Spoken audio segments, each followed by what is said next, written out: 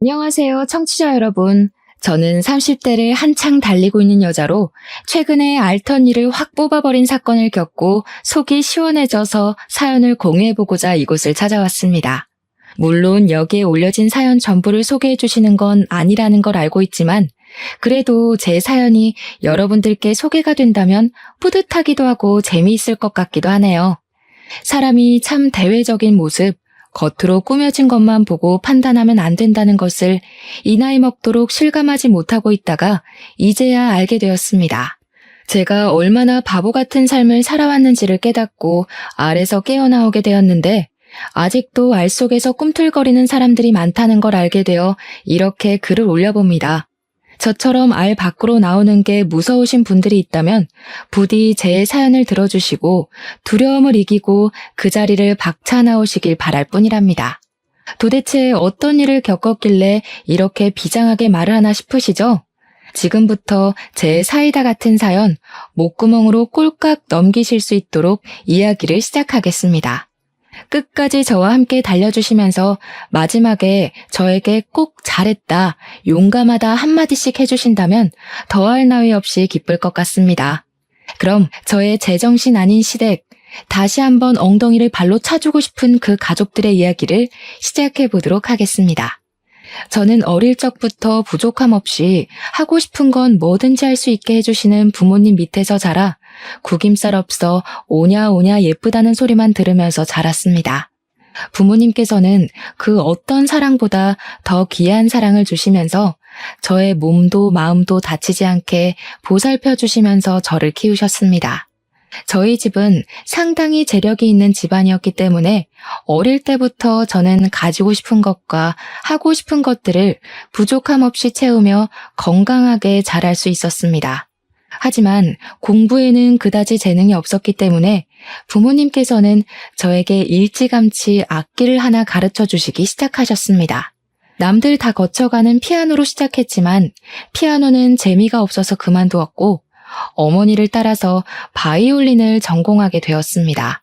저희 어머니께서는 오랜 시간 바이올린을 연주하셨고 대학 강단에서 강의도 하셨던 재능이 출중한 분이셨기 때문에 저 또한 어머니를 따라 바이올리니스트가 되었습니다.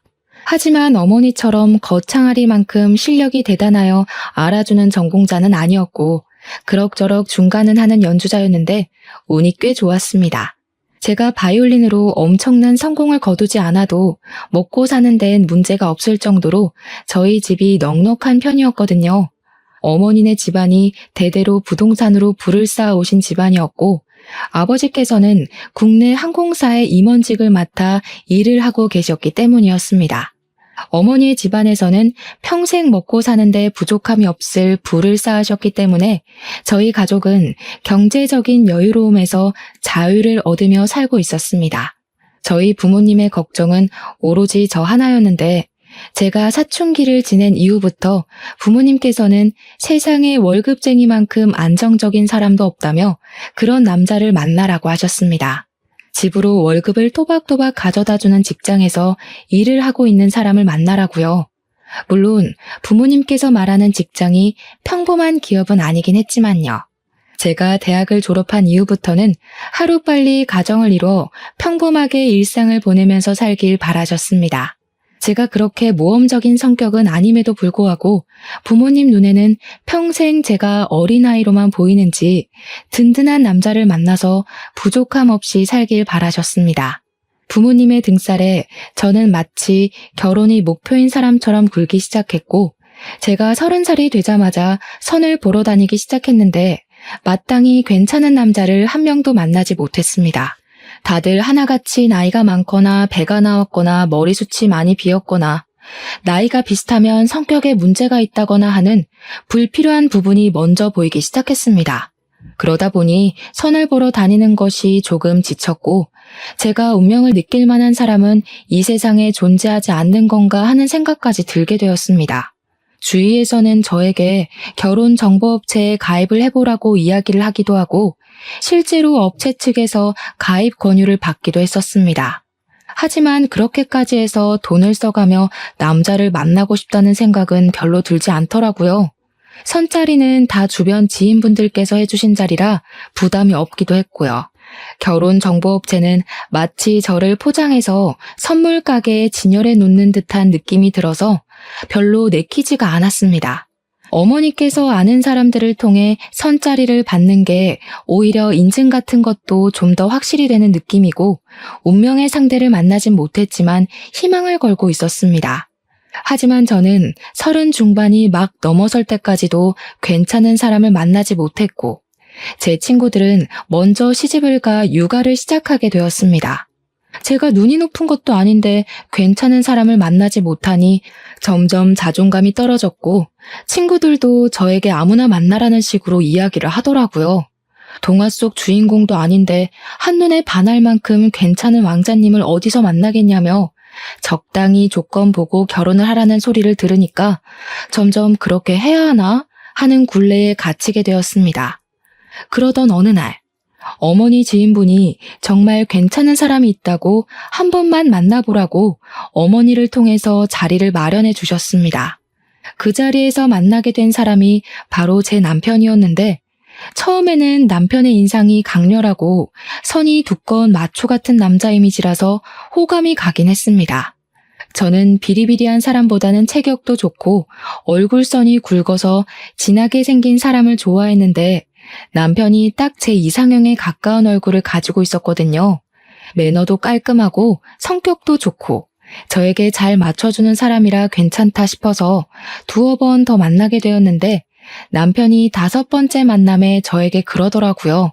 이렇게 의미 없게 만나봐야 서로에게 가식적인 모습만 보여주게 될 것 같으니 이런 단계를 전부 건너뛰고 결혼을 하자고 말입니다. 고백도 얼마나 마초 스타일로 하던지 저는 홀라당 반해버리고 말았습니다. 그 전에 만났던 뭔가 하나씩 부족했던 사람들과 비교했을 때 제 남편은 백마탄 왕자님이나 다름없는 사람처럼 보였습니다. 외적인 모습에서만 봐도 자기 관리가 잘 되어 있고 입고 다니는 옷도 멀끔하고 패션 센스도 있었고요. 경제적으로도 무척이나 안정되어 있는 사람이었습니다. 제 남편 직업이 변호사거든요. 제가 만났던 그저 그런 회사에 다니는 사람들과는 비교가 되지 않는 직업이었습니다. 이 남자보다 괜찮은 남자가 나타날까 고민도 되었고 제 나이가 35살을 넘어가는 시점이었기 때문에 조바심이 나기도 했고요. 무엇보다 제가 철이 좀 없는 스타일이라 탱자탱자 놀기만 했고 바이올린만 그나마 열심히 하긴 했는데 바이올린으로 성공하지도 못했거든요, 사실.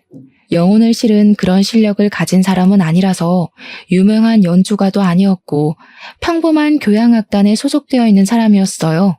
남편은 저에게 저 하나 먹여 살릴 능력은 되니까 같이 살자고 이야기를 하는데 우리 집에서도 제가 빨리 결혼을 하길 바라기도 했고 친구들도 그렇고 그냥 충동적으로 결혼합시다 하면서 고개를 끄덕이게 되었습니다.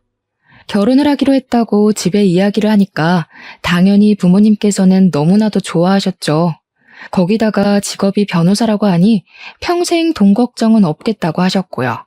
남편이 저희 집에 찾아와서 인사를 드리는데 아버지께서도 법조계 쪽으로 아는 분들이 꽤 많으셨기 때문에 남편에게 이것저것 물어보셨습니다. 자네는 어디 로펌에서 일을 하고 있나? 상속 전문? 기업 전문? 아니면 기업에 소속된 변호사인가? 아니요. 저는 땡땡 변호사 사무실에 있습니다. 아버지는 처음 듣는 로펌 이름인지 고개를 갸우뚱하시면서 어디에 있는 로펌이냐며 대표가 누구냐 이런 질문을 하셨는데 남편이 뻔뻔하게 대답을 하더라고요. 본인 대학 선배가 대표로 있는데 같이 하자고 해서 다른데 취업하기도 어렵고 그냥 거기 들어가서 사건이 들어오면 수임료 챙기면서 일을 하고 있다고 했습니다. 저도 남편이 변호사라는 것만 알고 있었지 한 달에 얼마를 버는지 얼만큼 일이 들어오는지까지는 모르고 있었기에 조금 놀랐죠. 남편은 거기서 말을 아끼지 않고 변호사들도 좋은 로펌에 가야 돈을 많이 버는데 자기는 그런 급은 아니라면서 며칠 동안 사건이 없는 날도 있어요 하면서 웃는 게 아니겠습니까? 그 말을 듣자마자 아버지의 표정이 상당히 미묘하게 구겨지는데 사건이 없으면 수임료도 없는 거니까 한마디로 무급이라는 소리를 하고 있는 게 아니겠습니까? 저는 남편이 너무 솔직하게 모든 걸 털어놔버린 바람에 놀라서 사례가 들리고 말았고 연신 기침을 뱉어야 했습니다. 그 이후에 상견례 자리를 가지게 되었는데 그 자리에서 이런저런 이야기를 나누다가 남편의 사무실에 사건이 없다는 이야기가 다시 한번 나오게 되었습니다. 남편은 부끄러움도 없는 건지 자신이 돈을 많이 벌지 못하는 변호사임을 계속 강조했고 부담스럽게 저희 집에 잘 부탁드린다는 이야기를 하더라고요. 아무래도 아버지께서 이리저리 아는 분들도 많으시고 국내 유명 항공사의 임원으로 계시니 콩고물이 떨어지기를 바라는 것 같았습니다. 저는 그 상견례 자리에서 그런 이야기가 나오는 것에 불편함을 느끼고 남편에게 조용히 그만하라는 식으로 이야기를 했는데 그걸 시모가 본 것 같았습니다. 시모가 눈을 뾰족하게 뜨면서 그 자리에서 저에게 핀잔 섞인 말투로 이야기를 하더라고요. 변호사 되는 게 뭐 쉬운 일인 줄 아니? 사건이 없으면 세상이 평화롭고 좋다는 뜻인 거지. 앉아서 악기만 다룬 애가 이 섬세한 직업을 뭘 알겠니? 악기를 다루는 일이 얼마나 섬세한 작업인데 우리 딸에게 그런 소리를 하십니까? 시모가 저를 꾸짖듯이 이야기를 하자 어머니께서 순간 발끈하셔서 시모에게 한 소리를 하셨습니다. 웃기게도 저를 잡아먹을 듯이 이야기하던 시모는 어머니께서 개입을 하자 바로 깨갱하시면서 서둘러 다른 주제로 말을 바꾸시더라고요. 어머니께서는 은근히 불편해하시고 시모는 눈치를 보는 상황이 지속되었지만 상견례 자리인 만큼 결혼에 대한 이야기를 나눠야 했기에 아버지와 시부는 조율을 하셨습니다. 결혼식은 어디서 할지, 손님이 몇 명이나 올지, 청첩장은 얼마나 찍을지 그런 상투적인 이야기가 오가고 식사 자리가 마무리되었습니다. 끝까지 어머니께서는 불편해하셨고 시모는 우리 집이랑 사돈을 맺고 싶긴 했는지 그런 어머니의 비위를 맞추시더라고요. 집으로 돌아오는 길에 어머니께서는 악기하는 걸로 트집을 잡는 집안이랑은 사돈 맺기 싫다고 말을 하셨는데 아버지께서 그런 어머니를 진정시키셨어요. 옛날 사람들은 악기하는 걸 그렇게 볼 수 있다고 노동이 최고인 줄 아는 사람들이 있지 않냐면서 그냥 이해하자고 하셨습니다. 아무튼 구색 맞출 거 다 맞춰서 결혼을 했는데 저는 결혼을 하고 나서 저에게 그런 10월드가 열릴 것이라는 생각은 꿈에서도 해본 적이 없었습니다. 신혼여행을 다녀왔는데 남편에게 누나가 둘이 있었단 말입니다. 그러니까 저에게는 신우가 되는 사람들인데 상상보다 더 뻔뻔한 철면피들이었습니다. 저한테 절대로 자기네들은 신우집 같은 거 안 한다고 할 생각도 없다고 하더니 신혼여행 다녀오자마자 선물은 없냐고 저보다 봉투를 더 반기더라고요. 제가 혹시 몰라서 사놓은 선물을 드렸거든요. 면세점에서 사온 보디 제품이랑 립스틱을 드렸는데 엄청 실망한 얼굴로 저한테 이게 전부냐고 물어보더라고요. 그럼 뭐 제가 신우들 주려고 백이라도 사와야 했었나요? 하고 말을 하고 싶었지만 꾹 참고 그게 요즘 유행이래요 하면서 얼버무렸습니다. 신우들이 저한테 본인들 나이가 40을 넘겼는데 지금 유행 따지게 생겼냐면서 구시렁거리더라고요. 자기들 나이에는 비싼 게 최곤데 하면서 둘이 손발이 어찌나 척척 잘도 맞던지 저한테 뭐라 할 때만큼은 절친 같았습니다. 시자 노릇 같은 거 안 할 거라고 하더니 안 하기는 개뿔이죠. 그러더니 신우가 저한테 요즘 유행하는 애들이랑 거리가 먼 것 같은데 별걸 다 챙긴다고 하더라고요. 제가 왜요? 하고 물어보니까 손톱에 네일아트 같은 것도 하나도 안 한다면서 누가 요즘 그렇게 손톱을 바짝 깎냐고 하더라고요. 원래 악기하는 사람들은 손톱 기르면 안 되거든요. 그래서 악기를 해서 그렇다고 이야기를 했죠. 근데 시모가 싹 대화에 끼어들더라고요. 손톱에 그 번쩍이고 그런 거 안 발라서 얼마나 좋니? 매니큐어 같은 거 바르면 쌀알 씻다가 들어갈지도 모르고. 우리 아들이 그런 밥 먹으면 안 되지. 그 말 듣자마자 손톱에 매니큐어를 잔뜩 바르고 싶어지더라고요. 어쩜 말을 해도 저렇게 기분 나쁘게 말을 할 수 있는지 참.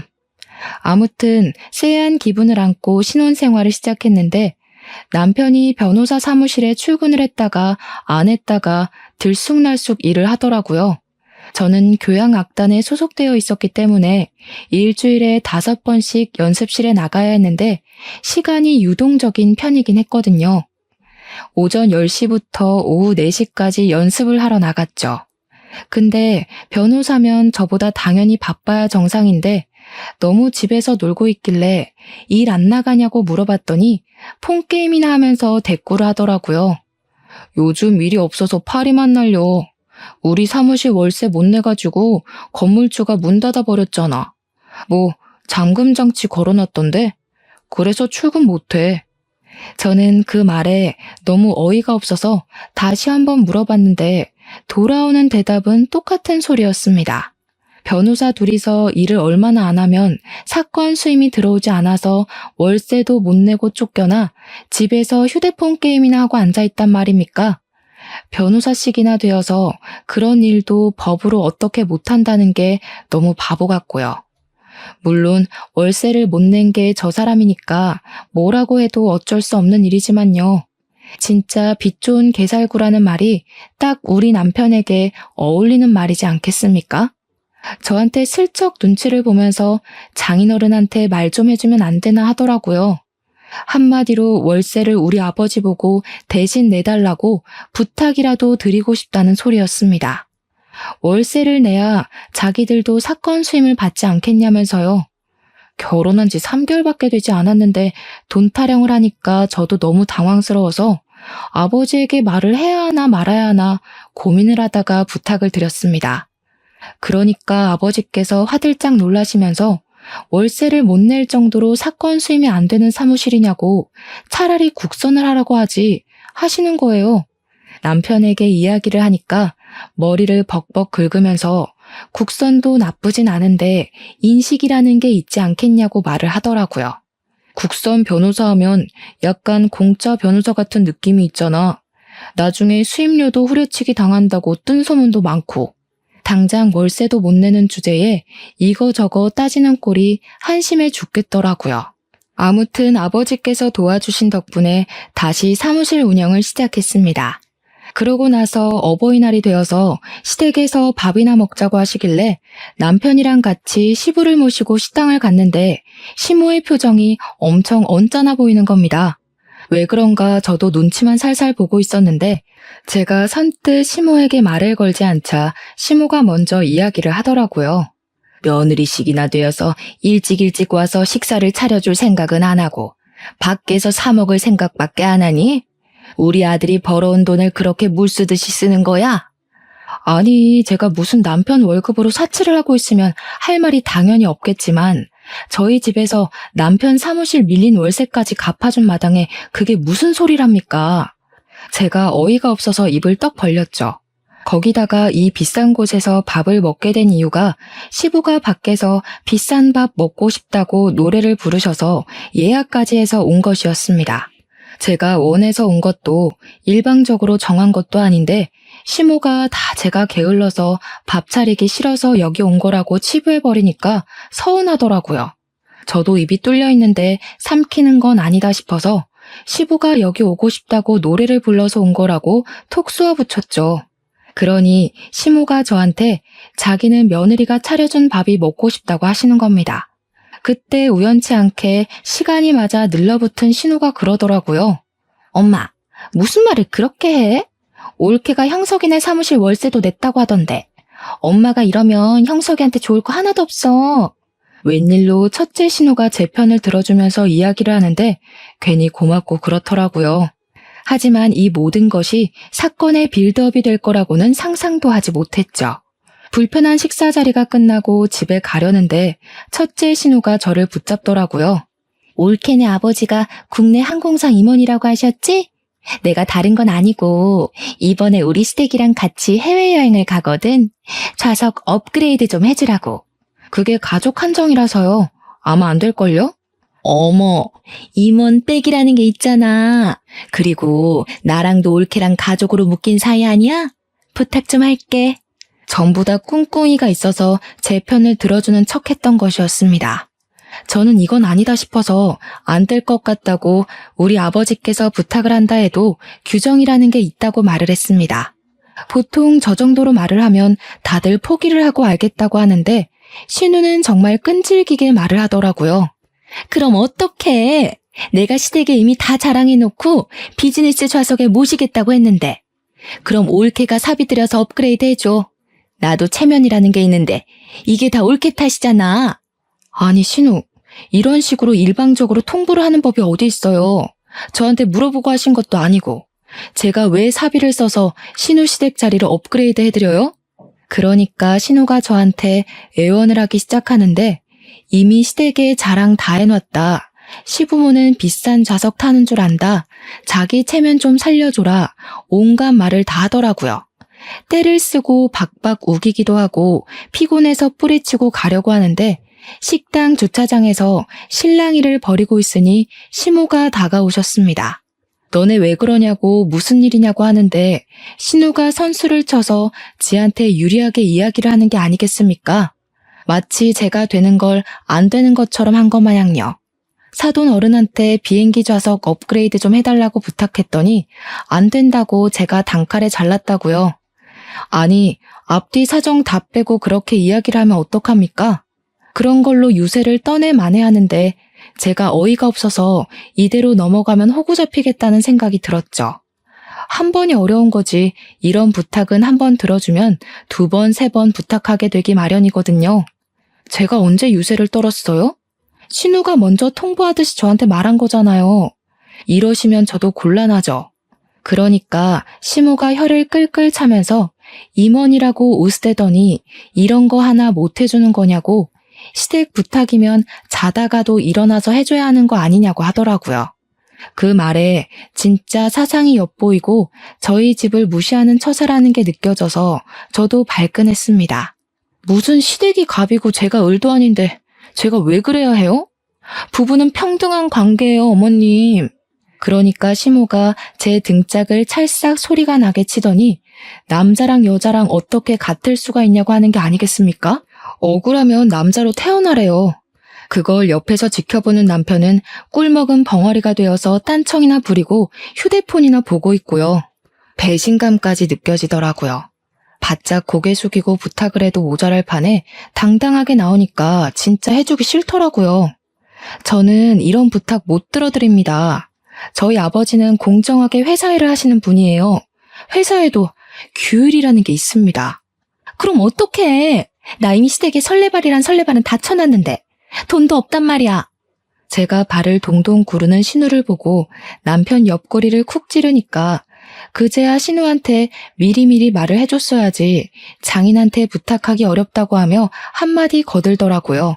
그러자 시모가 눈을 세모나게 뜨면서 장인어른이 그깟 월세 한번 내줬다고 눈치라도 주는 거냐면서 남편에게 다그치듯이 이야기를 하는데 가관이었습니다.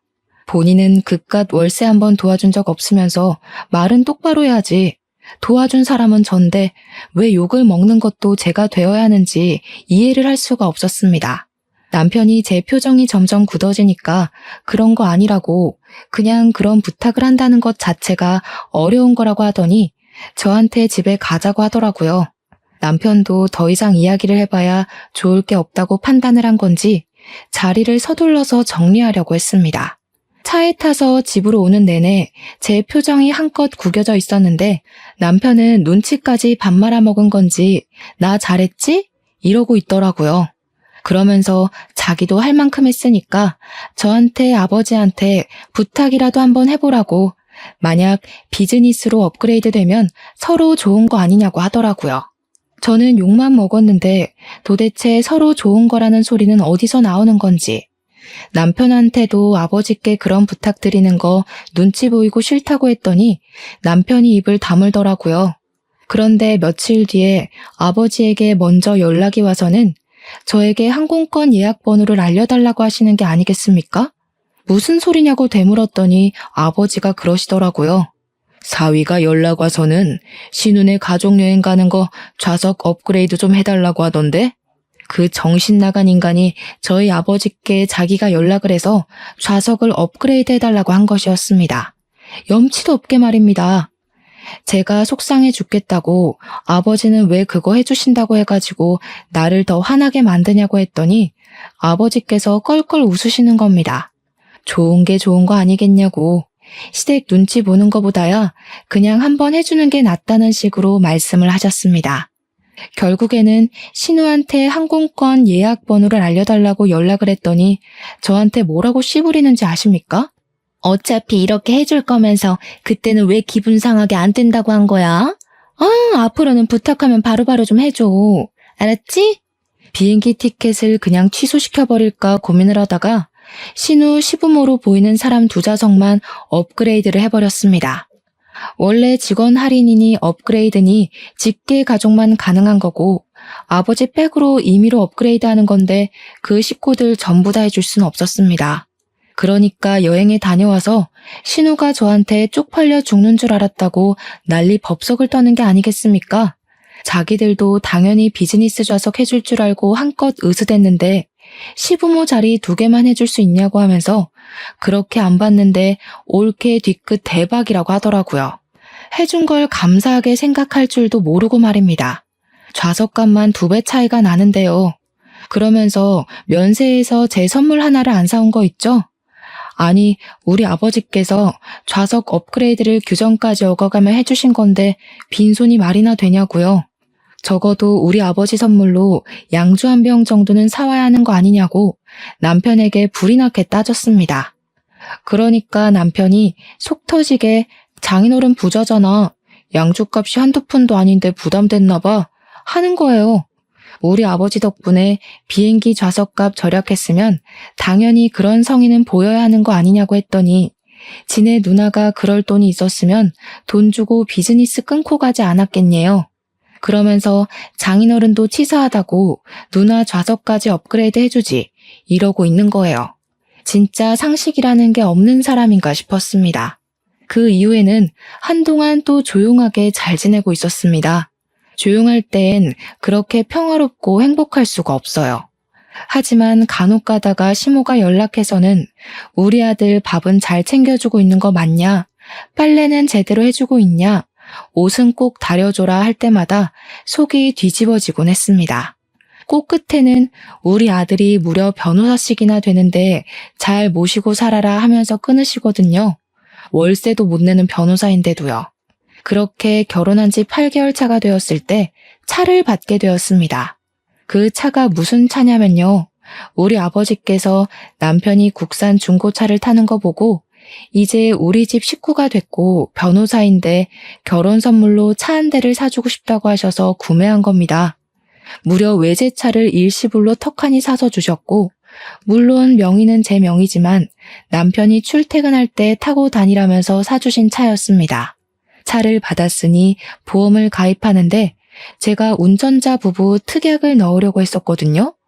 제 명의라서 보험자 명의는 저여야만 하고 남편이 타고 다닐 차니 부부 특약이 딱이다 생각했죠. 그런데 남편이 굳이 모든 운전자가 가능한 비싼 보험을 들으라고 하는 게 아니겠습니까? 이해가 안 가서 왜 그래야 하냐고 물어봤습니다. 아니, 내가 외제차를 결혼 선물로 받았다고 자랑을 했더니 우리 둘째 누나가 타보고 싶다고 난리를 치잖아. 우리 아빠가 사준 차를 왜 둘째 신우가 타보고 싶어 해? 그럼 조수석에 태워. 운전을 시킬 필요가 있어? 우리 누나 차 봤지? 엄청 오래된 경차잖아. 가끔 놀러 갈 때 기분 내고 싶다고 차 좀 빌려달라고 하길래 알겠다고 했거든. 이게 네 차야? 우리 아빠가 내 명의로 사준 차야. 너 출퇴근할 때 쓰라고 사준 차지만 내 명의 내 차라고. 그래, 말 잘했다. 장인어른이 나랑 결혼했다고 나 타라고 사준 차잖아. 나 타라고. 너 진짜 돈 가지고 사람 치졸하게 만드는 구석이 있다? 당신이야말로 너무한 거 아니야? 어떻게 새 차가 나오자마자 신우를 빌려준 애 만에 그런 소리를 할 수가 있어. 당신 출퇴근할 때 기살라고 사준 차라고. 신우들한테 빌려주지 말고 절대로 난 싫으니까 보험은 내가 알아서 들 거야. 알겠어? 저도 너무 화딱지가 나서 남편한테 소리를 지르면서 이야기를 했습니다. 그러고 나서 운전자 부부만 가능하게 보험을 넣고 몇 주간 별 탈 없이 시간을 잘 보냈단 말입니다. 하루는 어머니께서 차 구경도 하고 싶고 얼굴도 보고 싶으니까 근교에 있는 카페에 가자면서 주말에 연락을 하신 거예요. 저랑 남편이랑 둘 다 같이 나오라고 맛있는 거 먹고 기분도 내자고 하면서 시간 약속을 잡으시길래 남편한테 이야기를 했습니다. 어머니께서 나오라고 하니까 준비하라고 했더니 남편이 엄청나게 당황하면서 오늘? 지금? 당장? 갑자기 이러면 어떡해? 하는 겁니다. 왜 그러냐고 어차피 오늘 일정도 없고 집에서 그냥 놀고 먹는 거보다 밖에 나가서 바람 쐬는 게 좋지 않겠냐고 했더니 남편이 제 눈치를 보더라고요. 밖에 나가기 귀찮은데 그냥 쉬고 싶은데 하면서 뭉구적뭉구적거리는데 빨리 옷 입고 나오라고 차 키 내놓으라고 시동 걸고 기다리겠다고 했습니다. 그러자 남편이 딴청을 부리기 시작하는데 느낌이 진짜 쎄하게 들더라고요. 차 키 어디 있냐고 제 차 물어보는데 대답을 하지 않길래 설마 신우한테 빌려준 거냐고 물어보니까 남편이 그러더라고요. 누나가 조카들이랑 조카 친구 가족이랑 놀러를 가는데 차 좀 빌려달라고 하는데 그럼 어떡해. 짐도 워낙 많고 또 경차라서 고속도로 달리기가 위험하다고 하는데 조카들 사고라도 나면 큰일이잖아. 네가 책임질 것도 아니고. 도대체 내가 책임을 왜 져야 하니? 그러면서 부부싸움을 제대로 하게 되었습니다. 너무 염치 없다. 보험은 어떻게 한 거냐? 왜 나한테 상의 한마디도 없이 그런 짓을 하는 거냐고, 나를 우습게 보는 거냐고 소리를 꽥꽥 지르면서요. 남편도 할 말이 없고 자기 자존심은 상하니까 저한테 친정 식구들을 만나든 말든 마음대로 하라면서 방문을 쾅 닫고 들어가는 게 아니겠습니까? 결국 저는 너무 짜증나서 아버지께 전화를 걸어서 저를 좀 데리러 와달라고 부탁을 드렸습니다. 제가 짜증나서 정신 나가겠다고 막 울어대니까 부모님이 저 데리고 드라이브를 시켜주셨어요. 그리고 그 자리에서 모든 이야기를 털어놓았습니다. 어머니께서는 정말 경우 없는 집안이 아닐 수가 없다면서 날이 갈수록 마음에 드는 구석이 없다고 화를 씩씩 내셨고 아버지는 아무 말씀도 없으셨습니다. 결혼한 지 1년도 채 되지 않은 시점에 이런 일이 생기니까 저도 너무 속상했습니다. 그런데 진짜 더 짜증이 나는 건 첫째 신우고 둘째 신우고 둘 다 염치는 밥 말아먹은 문외한이라는 점이었습니다. 둘째 신우가 차 빌려가는 거 말고는 다른 문제가 없었기에 그나마 정상인가 싶었는데 그것도 아니더라고요. 둘째 신우가 시집을 제일 먼저 가서 딸이 하나 있었는데 그 시조카가 초등학교 3학년이었습니다. 저한테 악기를 배웠으면 좋겠다고 하면서 저에게 자기 딸이 잘하는 악기를 찾아달라는 게 아니겠습니까? 저만 해도 이것저것 다 배워보고 결정을 했던 거라 신우에게 이야기를 했더니 막무가내로 저에게 악기를 찾아달라고 생떼를 쓰더라고요. 시조카가 뭘 잘할지 제가 어떻게 알겠냐고 하면서 저도 바이올린 말고 다른 악기는 다룰 줄 모른다고 거절을 했더니 글쎄 저에게 교향악단에 한번 데려가 주래요. 거기 가면 악기 많지 않냐면서 한 번씩 해보면 찾을 수 있지 않겠냐는 겁니다. 진짜 쇼킹하죠? 다른 악단 사람들의 악기를 한 번씩 연주해보게 하면 어울리는 악기를 찾을 수 있지 않겠냐는 말이 너무 비상식적이고 무식하게 들렸습니다. 여기 계신 분들 다 프로이시고요. 자기 악기를 남의 손에 맡기는 일은 절대로 하지 않으세요.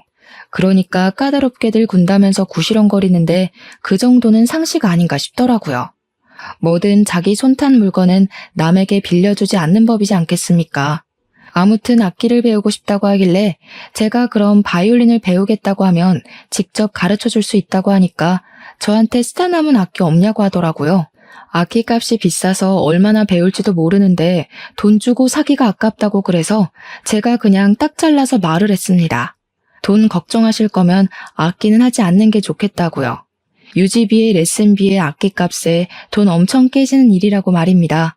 그 이후에 돈이 많이 든다는 말에 오기가 생긴 건지 뭔지 저한테 음악 쪽 일을 시키고 싶은데 싸게 후려칠 수 있는 방법 좀 알려달라고 둘째 신우가 쪼아대고 첫째 신우는 둘째 신우만 차 빌려주냐고 본인들도 빌려달라고 닥달을 하고 거기다가 시모는 자기 아들이 왜 이리 말랐냐면서 변호사 마누라씩이나 됐으면 사건을 좀 턱턱 물어와야 하는 거 아니냐면서 제정신 아닌 소리를 아무렇지 않게 하더라고요. 결혼한 지 1년쯤 되었을 때 저는 빠질 데도 없는 살이 5kg나 빠져 있었습니다. 보다 못한 우리 어머니께서 이혼하고 다시 집으로 돌아오라고 하셨고요. 제가 교행 악단 정기 공연을 준비하는데 계속 전화해서 방해하고 일을 시키려고 하고 마음에 안 드는 티를 팍팍 내니까 너무 지쳐버린 거죠. 남편이 중재라도 하면 다행인데 계속 우리 가족한테 그것도 못해줘? 이 말만 반복하고요. 참는 자에게 복이 있다고 정말 제대로 기가 막히게 복수를 하면서 새 인생 찾아갈 기회가 생겼습니다. 저희 결혼 1주년 기념일쯤 시부모님 결혼 40주년이랑 겹치는 바람에 온 가족이 해외여행을 가자고 말이 나온 겁니다. 당연히 저에게 온 가족 좌석을 비즈니스로 업그레이드 해오라며 항공권 구매까지도 저에게 해달라고 하더라고요. 뿐만 아니라 호텔도 예약해라, 일정도 쪄놔라. 전부 다 최고급으로 해오라고 하는데 돈은 한 푼도 안 주더라고요. 제 돈으로 다 예약하라고 자기들은 몸만 가겠다는 거죠. 열받아서 부모님께 이야기하고 이혼하겠다고 하니까 어머니께서 곱게 이혼해주면 안 된다고 판을 짜기 시작하셨습니다. 비행기는 편도로만 끊어놓고 좌석도 날개 쪽 좌석으로 제일 시끄럽고 풍경도 안 보이는 곳으로 구매를 했습니다. 호텔도 엄청 고급스러운 호화 호텔 옆에 딸린 허름한 2성급 비즈니스 호텔로 잡았는데 모텔보다 못한 수준이더라고요. 여행 준비는 제가 하겠다며 시댁에 떵떵 큰 소리를 쳐놓고 고급 호텔에 비즈니스 좌석을 끊어놓은 것처럼 뻥까지 쳤습니다. 그리고 여행 당일에 공항에 모여서 출국 심사를 하는데 제가 일부러 유효기간이 만료된 옛날 여권을 들고 갔습니다. 당연히 심사에서 걸리게 되었고 저는 만료된 여권으로는 비행기를 탈 수 없다고 쫓겨나게 되었습니다. 시댁 식구들이 다들 한 소리씩 하는데 웃음을 꾹 참고 집에 새 여권 있으니 다음 비행기를 타고 가겠다고 먼저 들어가 계시라고 이야기를 했습니다. 우리 연세 쇼핑하기로 했잖아. 나 카드 없는데. 카드 줘. 저는 고분고분하게 미리 전날 정지시켜 놓은 신용카드와 해외 나가서 밥 사 먹고 있으라며 선불 카드를 남편 손에 쥐어주었습니다. 비행기 타러 들어가는 걸 배웅하자마자 바로 변호사 사무실로 달려가서 이혼 소송을 시작했고요. 면세 쇼핑 중인 건지 남편이 전화가 와서는 카드가 안 긁힌다고 뭔가 잘못된 것 같다고 하길래 놀란 척하면서 알아보겠다고 연기를 했습니다. 정지된 카드로 뜬다고 호들갑을 떨길래 일단 당신 카드든 신호카드든 아무거나 긁으라고 이야기를 하면서 막 달래주었죠. 웃음 참느라 혼났네요. 그러더니 2시간 뒤에 전화가 와서는 이번에는 비행기 좌석이 이상하다고 하는 겁니다. 비즈니스 좌석이 아니라 일반석, 그것도 날개 쪽으로 배정을 받았다면서 빨리 장인어른에게 연락을 해보라고 하더라고요. 10분 뒤에 아무렇지 않게 연기를 하면서 남편에게 전화를 걸었습니다. 어떡하지? 비즈니스 좌석을 산 사람들이 많아서 우리처럼 공짜로 타려는 사람들은 뒤로 밀려서 일반석에 배정을 받게 된 거래. 다들 구시렁거리는 소리가 전화기 너머로 들리더라고요. 진짜 얼마나 웃기던지 눈물까지 났습니다. 저는 숙소는 땡땡 호텔로 찾아가면 된다고 마지막 피날레까지 전해준 뒤 이혼 소장을 접수하고 짐도 전부 친정으로 옮겨버렸습니다. 포장이자까지 미리 예약해서 처리하니 편하더라고요. 그리고 나니까 새벽 2시쯤 해외에 도착한 남편에게서 다시 한번 전화가 걸려왔습니다. 진짜 이거 왜 이래? 호텔에 왔더니 예약 내역이 없대. 일단 우리 밥 먹으러 왔어. 그래? 그럼 그 호텔 옆에 보면 진짜 작고 허름한 호텔이 하나 있을 거야. 거기 가봐. 예약된 거 있을걸? 뭐라고? 제정신이야? 그 옆에 다 쓰러져가는 폐가 같은 저 건물이라고? 엄마, 일단 이 카드로 밥값부터 계산해봐. 그러면서 자기들끼리 우왕좌왕하는데 시모는 이 카드 안 긁힌다는 것 같은데 얘 뭐라는 거냐 하는 소리가 막 들리더라고요. 말도 안 통하는데 되는 일이 하나도 없다면서 시부모의 남편의 신혼의 가족들까지 전부 난리가 나는 소리를 전해 들었습니다.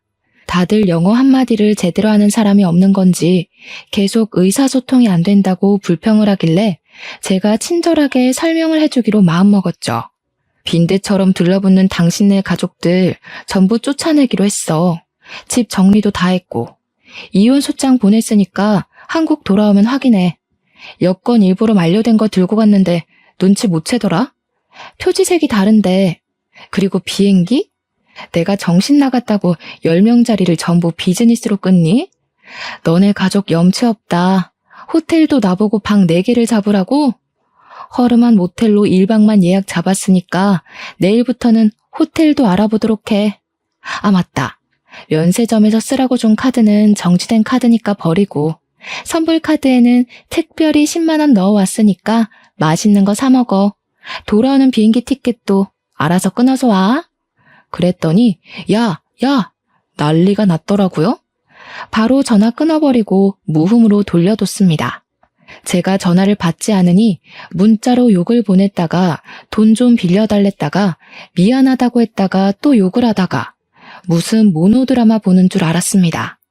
그 사달이 난 지 딱 3일이 지나서 친정집으로 시부모와 남편이 찾아왔더라고요. 우리 부모님께서 태연하게 무슨 일이냐 하니 시모가 씩씩거리면서 저 못 베어 처먹은 이러는데 우리 어머니께서 남편의 뺨을 제대로 치셨습니다. 뭐? 못 베어 처먹어? 누가? 내 딸이? 어디 빈대 같은 거지 새끼들이랑 사돈을 맺어가지고 여기 와서 난리 그만 피우고 이혼 소송 준비나 잘하셔. 위자료며 뭐며 우리 변호사가 최고액으로 때릴 테니까. 이번 여행에서 돈 좀 썼을 텐데 준비 잘하라고. 그러고는 소금 어딨냐 하길래 제가 굵은 소금 한 포대기를 드리니 그걸 전부 시부모와 남편에게 쏟아 부으시더라고요. 시모가 악소리 한 번 못 내고 쫓겨나고 나서는 문 앞에서 고래고래 소리를 지르면서 문 열어 죽여버릴 거야 하면서 한 30분을 안 가고 버티더라고요. 결국 옆집에서 시끄럽다고 경찰에 신고를 했고 출동한 경찰이 시부모와 남편을 잡아갔습니다. 그 이후에 남편은 이건 아니다 싶었는지 찾아와서 빌고 연습실까지 쫓아오고 했는데 그때마다 경찰을 부르고 스토커로 신고를 넣었습니다. 그게 누적이 되니까 이혼 소송에서도 유리하게 작용을 하더라고요. 저는 소송을 시작한 지 4개월 만에 이혼을 했고 위자료도 1,500만 원을 받게 되었습니다. 제가 시댁에 쏟아부은 돈에 비하면 얼마 안 되는 돈처럼 보이긴 하지만 그래도 해치워서 속이 얼마나 시원한지 모릅니다. 이혼한 지 지금은 8개월 정도 지났는데 전 남편은 그때 해외에 나가느라 쓴 카드값을 갚아내느라 난리도 아니라고 하더라고요. 사건이 잘 잡히지 않은 탓에 국선 변호사 자리에 들어가고 싶다고 난리를 친다던데 신호들이고 시댁이고 서로 나몰라라 하고 덤터기를 다 전 남편에게 씌웠대요. 그리고 저한테 돈 좀 빌려줄 수 있냐고 연락이 왔는데 말이죠. 제가 정신 나간 것도 아니고 빌려주겠나요? 바로 차단부터 넣었습니다. 전전긍긍하는 모습을 보니 웃겨 죽겠더라고요. 이래서 수준 차이가 나는 사람을 만나면 안 된다는 걸 깨닫게 되었습니다. 겉모습에 현혹되지 않고 속 알맹이는 보는 사람이 되려고 노력 중인 지금 좋은 사람이 다시 한번 나타나길 바라며 글을 마무리하겠습니다. 길었던 제 사연 들어주신 여러분 정말로 감사합니다.